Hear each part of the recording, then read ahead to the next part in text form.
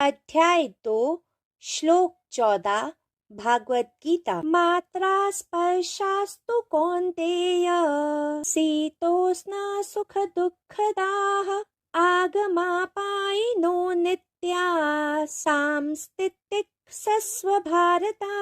अनुवाद।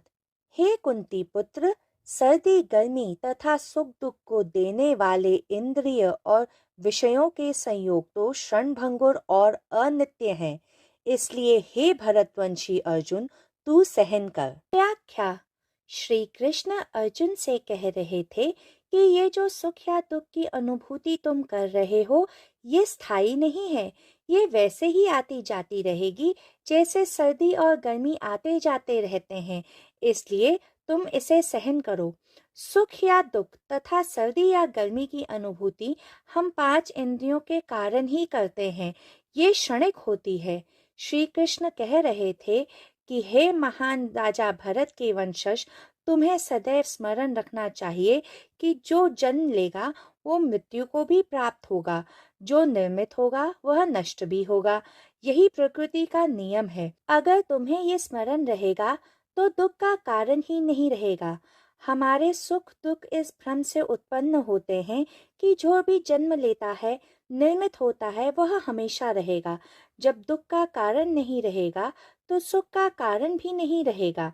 यह एक अटल सत्य है कि जिस दिन हम जन्म लेते हैं, उस दिन से हर क्षण अपनी मृत्यु की ओर बढ़ने लगते हैं।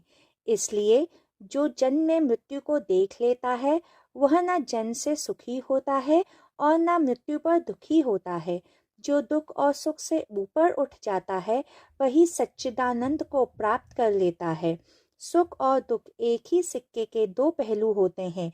जो सुखी है उसे जान लेना चाहिए कि वह दुख की ओर अग्रसर है, तथा जो दुखी है उसे जान लेना चाहिए कि वह सुख की ओर अग्रसर है। जो इस पूरे सत्य को जान लेते हैं, वही सच्चिदानंद को प्राप्त कर लेते हैं। जो अर्ध सत्य में जीते हैं, वह सुख और दुख के बीच जीते हैं। श्री कृष्ण अर्जुन से कह रहे थे, तू पूरे सत्य को देख, अर्ध सत्य को देख, दुखी ना हो।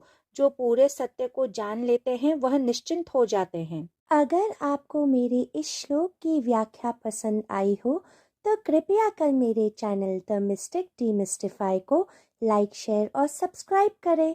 जय श्री कृष्ण।